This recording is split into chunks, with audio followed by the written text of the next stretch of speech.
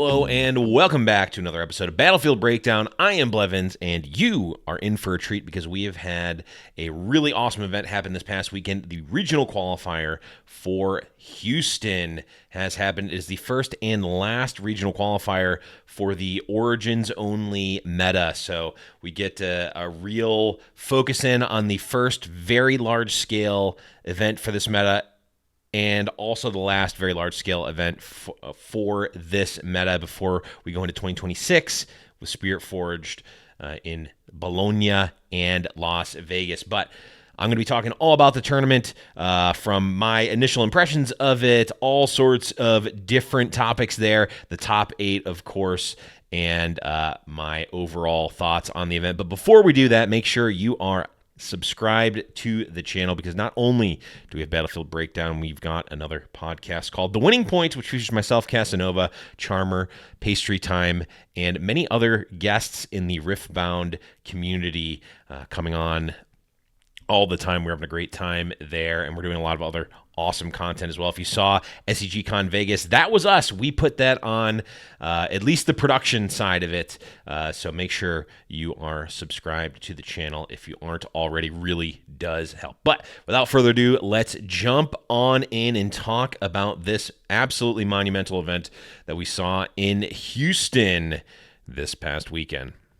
So I want to talk about the event in general. So from a bystander's standpoint, really awesome event. The vibe just looked amazing. But the through line here for the event was not, oh, I want to win the tournament. I'm going to be the champion. I'm going to win the regional qualifier. It's, I'm playing for that best of prizing, which is something that I've never seen in a card game before. Really amazing. We'll be talking on The Winning Point more about the implications of that, and we'll get some firsthand knowledge from Casanova, who was casting the event, from folks talking about the best of metal prizes there. We actually know quite a few people that ended up getting them, so I'm very curious to see how that ends up. But it was, and I'm not just bringing that up because it's a cool thing. It had implications on the tournament itself, as we'll see here by the day one meta breakdown. So we take a look here. This is from the Riftbound OP X/Twitter channel. If you're not following them, make sure you are. There was a new channel that just came out right before the regional qualifier, Riftbound OP on Twitter. You're definitely going to want to keep an eye out on that. If you're someone who likes Battlefield Breakdown, I imagine you're going to want to be following that Twitter, and tell them that I sent you. I don't know why. They're not going to do anything. But anyway, here we go. We see the breakdown here, and the top 2 are exactly what we'd expect. Kaisa at 33%, Master Yi at 15%. You know, still in that area. The number 3, I think for the first time, is Annie, being that high up in terms of representation, followed by Timo, Ari, Misfortune, Sett, a little bit further down than I would have expected considering the results from last week. There was a number of players interviewed on the actual broadcast, talking about why they brought their decks, what they were thinking, and many of them we're talking about how they wanted to win that best of prizing. I know Gail Wins, who is one of the members of the Nexus cast, and is a moderator in the Riftbound community Discord, brought Yasuo, because they thought that it is a good deck, it's an underrated deck, but also because they wanted that best of Yasuo champion. And I'll say it here, shout outs to Gail. They ended up getting that best of Yasuo champion with a day 2, aka top 64 there. So really awesome. So the top 8, I did spoil it. Annie ended up winning here, but it was Annie, Master Yi, Annie, Kaisa, Master Yi, Annie, Kaisa. So 4 Annies, 2 Master Yis, 2 Kaisas. I did not see anyone predict that, including myself. I did not predict there being 4 Annies in the top 8. I predicted, I think, 3 Kaisa, 2 Annie, 2 Yi, 1 other, which based on the day 2 conversion would have been roughly accurate. So it wasn't a bold claim, but 4 Annies in the top 8 was absolutely crazy, and we'll talk more about that in just a second here. But first, let's take a look at that first place Annie deck here. Battlefields are exactly what you'd see. Zon Warren's Dreaming Tree, Arena's Greatest. Really don't see any deviation from that in terms of Annie. Of course, we've got Annie Stubborn as our chosen champion. 3 stack deck, 3 cleave is standard. 1 gust, also pretty standard. The 3 scrap heaps are one that has also become a standard. Your game 1 plan is Zon Warrens. When you've got between Zon Warrens and Traveling Merchant, scrap heap all of a sudden makes sense as a card. It's easily the worst card in your deck, but when you can consistently and reliably filter it away with the Zon Warrens in game 1, you've just got an extra card. It's a draw 2. Right now, that effect is good enough in Annie. I think as even the next set comes out, if Annie is still playable, I think we'll probably move away from the scrap heaps for something that is more specifically powerful rather than just the extra card selection there on a scrap heap, but we shall see. Traveling Merchant, a.k.a. our good friend Gumbo, very standard there. Vi and Ride the Wind in the full force there, of course. That is not changing in any Annie list. Pouty Poro, usually only a 2 of, or at least as of late has only been a 2 of. Opting for the 3rd one here in this one. Flash, Fight or Flight, all quite standard here. But the Rebuke main deck is one that is a little bit different than we've seen in other lists. Generally not running the Rebukes in the main deck. I think, if you're expecting to see a lot of Sett, a lot of Master Yi, a lot of those sort of bigger mid-range decks, mid-range Aurora, bigger decks, Rebuke is almost a necessity, and we saw it in the finals against Master Yi be very, very powerful. Answers pretty much anything. You don't need to answer a big unit for more than a turn or 2. Annie's game plan is get to 6, Vi, Ride the Wind, go next. So as long as you can get to 6, you kind of don't care if you're being inefficient, if you're spending too many runes, if your opponent can just play the unit next turn. They can't play their Dead Bloom Predator next turn if there is no next turn. Taking a look at the sideboard here, we got a couple other pieces of tech here. The full grip of Rebukes being in there. The 3rd Fight or Flight as well, again, working. Fight or Flight is sort of worse than Flash and worse than Rebuke, but can do an impression of both, so it is very versatile in that way. So it is a very strong card there. The Void Seeker coming in, the full set of gusts laying out there, but really, Mr. Draven, it's Draven time. Coming in as a 2 of. This is a card I have not seen in the sideboards or main decks of any Annie decks, but it makes sense. Again, your goal is to get to 6 fast. Well, that can be to set up Ride the Wind, or if you get to 6 fast, you've just got a 9 might unit there for 5 resources. Now, if you have Draven in the deck, it does sort of shift your game plan. You're able to play a bit more of a fair game, play more of a back and forth rather than get to 6 combo off, but that's a good thing. Having more options there is definitely strong, and I would imagine that there are a lot of players who maybe even had a lot of reps on Annie, see that Draven come down and just go, I don't know how I'm supposed to deal with that. Because if you can win in a fair way with Annie as well as the cheap ways, that makes her just that much stronger. So well done by Diwali there, able to take it down, and Annie really rising to the top of this, the first major in the U.S. Moving on, let's take a look at the second place. It was Master Yi, played by Challenger TCG here. And this Yi talked about it last week about how is Aurora dead? Well, the answer is no, it is not, because this is an Aurora Yi here. Relatively standard build of the Aurora Yi, opting for a main deck Sabotage, main deck Rune Prison. 2 main deck Rune Prisons also came in clutch in many matches that we saw them play on TCG or on stream. This was piloted by Blarg, who's part of Challenger TCG, rather there. But we're seeing the Mountain Drake, we're seeing the Volley Bear, of course, Dead Bloom Predators, White Flames, Mr. Eggplant himself. And what's interesting here, and I'll actually talk about this in the next deck that I'm going to look at as well. This is a transformational sideboard. So starting as Aurora, but can transform into a non-Aurora list. As you can see here, we've got 3 Stalwart Poro, 3 Clockwork Keeper. You can get rid of your 3 Auroras, probably the Volley Bear and the 2 Mountain Drakes. All of a sudden, you're a regular Master Yi deck from that point. So really interesting build. The first time we've kind of seen transformational sideboard in Riftbound. It's something that I talked about early on. I wasn't sure that I was talking about it early on before we even knew how many cards you got in your sideboard. So it is definitely a tight squeeze, as 6 of your 8 slots are dedicated to de-dazzling Auroraing your deck. But some matches you just need to play the fair Yi. Some matches you want the Dazzling Aurora, and also you get to keep your opponent guessing. Like, you can make the choice. If it's close, you can choose which way you're going to sideboard. So main deck win wall, also something you don't necessarily always see there. So really well played. Looked really strong, and I think Dazzling Aurora made sense. If you thought there was going to be a lot of Sett, Dazzling Aurora going bigger makes a lot of sense to keep Sett in check. And in fact, I didn't mention this before, but Sett had 0, count them, 0 copies in the top 8.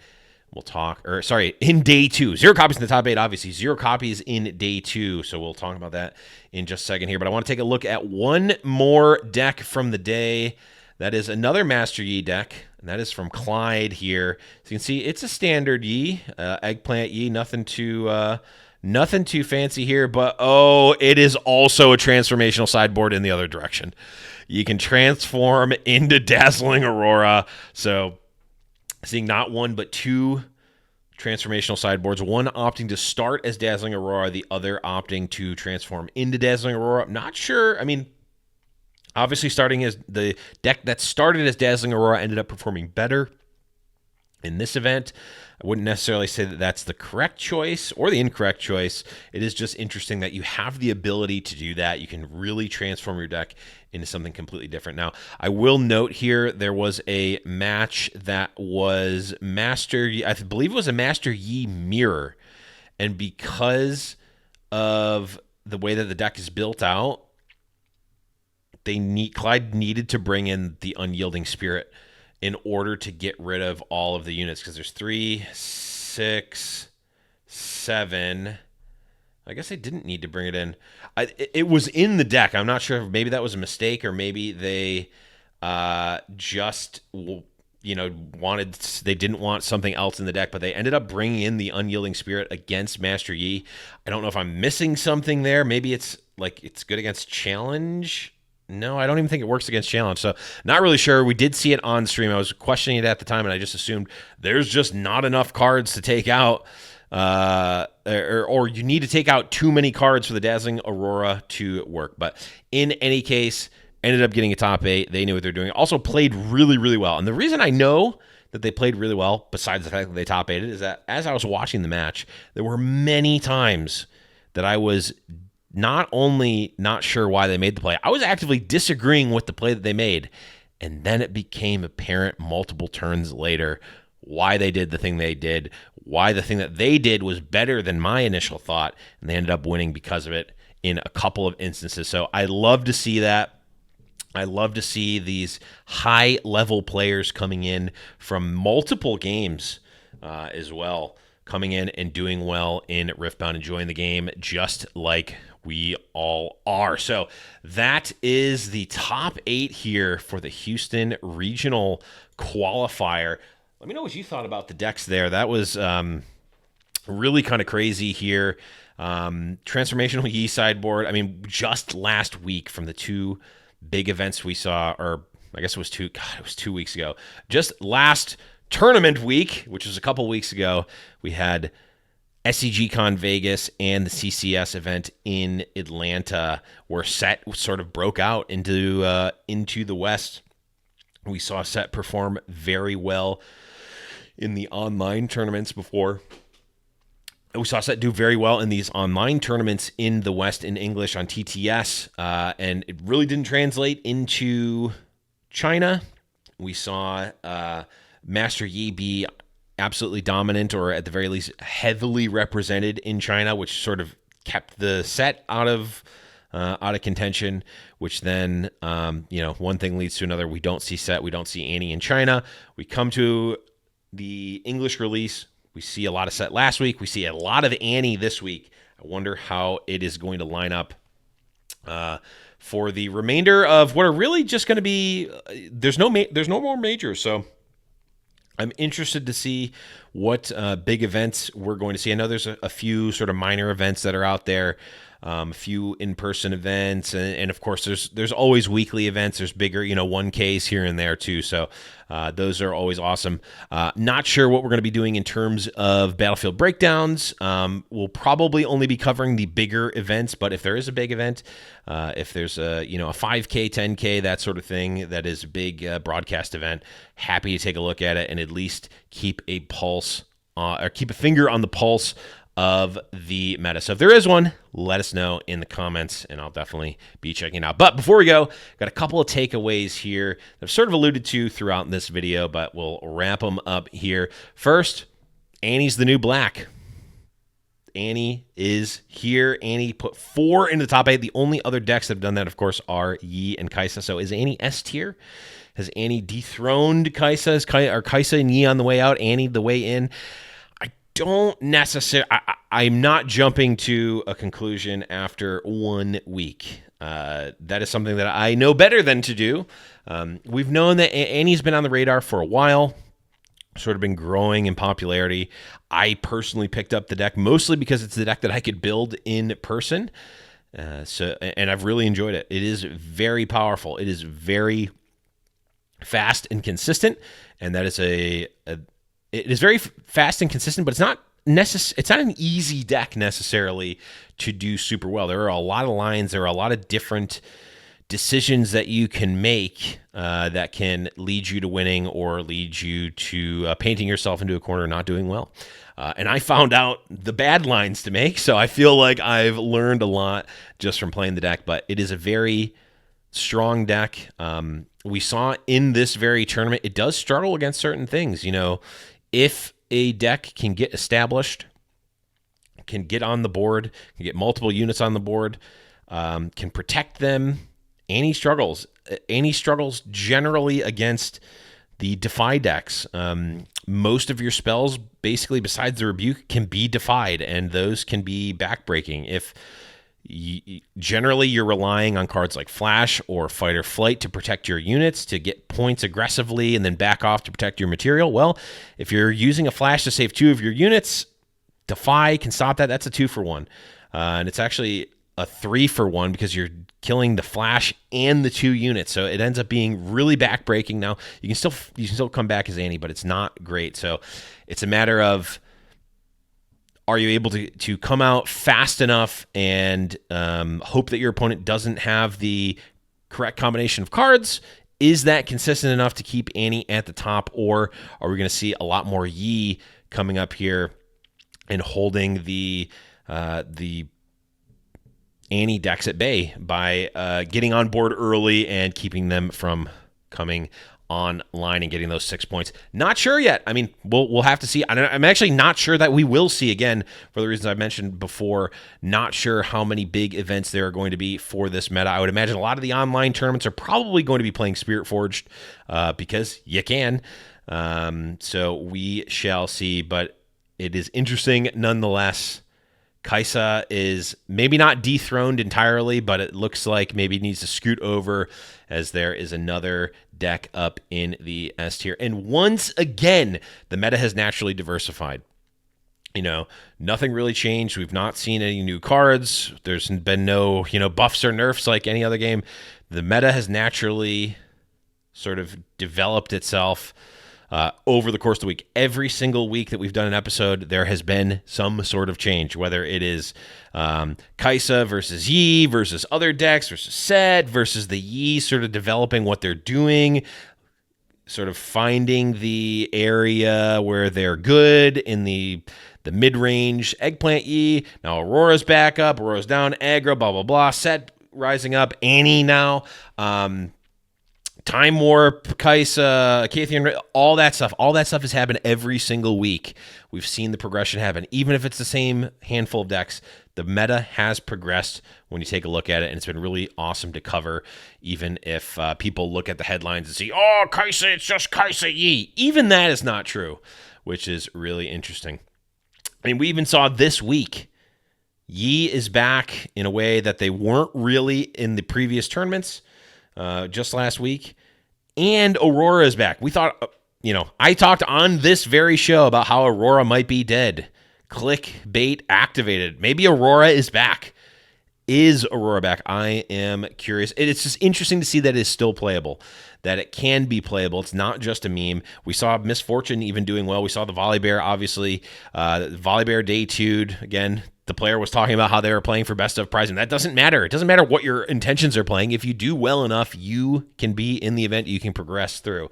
And actually, we saw a questionable play from the Volley Bear player that maybe cost them a top 16 or top 32. I can't remember what it was, but in any case, the meta is naturally diversifying. Aurora is back. But what wasn't back was Sett. Does Master Yi just inherently stop Sett? Is there anything that Sett can do to change up the build? I know a lot of the builds are quite similar. There's I guess 2 sort of families. There's the Sett Brawler and Sett Kingpin. Yeah, Sett Kingpin and Sett Brawler builds that are a bit different, but are basically doing the same thing, being relatively aggressive, having strong units that can control the board early and maintain that pressure, but really tough at dealing with a gigantic Master Yi board. There's not any sort of, there's not really a reset button besides, I guess, the Divine Judgment, but even that is not that great against Master Yi. Master Yi says, okay, I'll keep these 2 gigantic Dead Bloom Predators or White Flame Protectors or whatever, and really has a bad matchup. Sett ends up not performing super well against that Master Yi. So we will have to see where the meta ends up settling in these last few weeks of Origins tournaments, if we end up seeing any at all. In any case, if this does end up being the last sort of Origins tournament that we cover, I would say the meta was sweet. Was it the greatest meta I've ever seen for any card game? Probably not. But was it the greatest meta that I've seen for a single set meta from a brand new game? I would say yes. I preferred this way better. Now, for what it's worth, the only other game I had that I've had this sort of experience with was Flesh and Blood.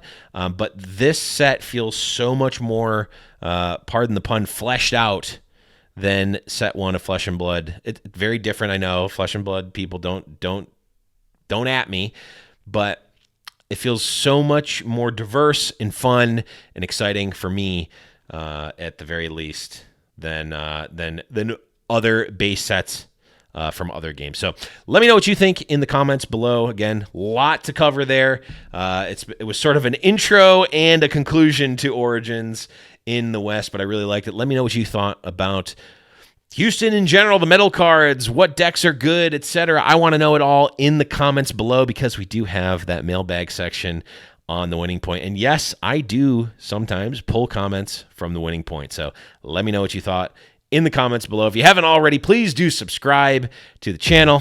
We'll see you.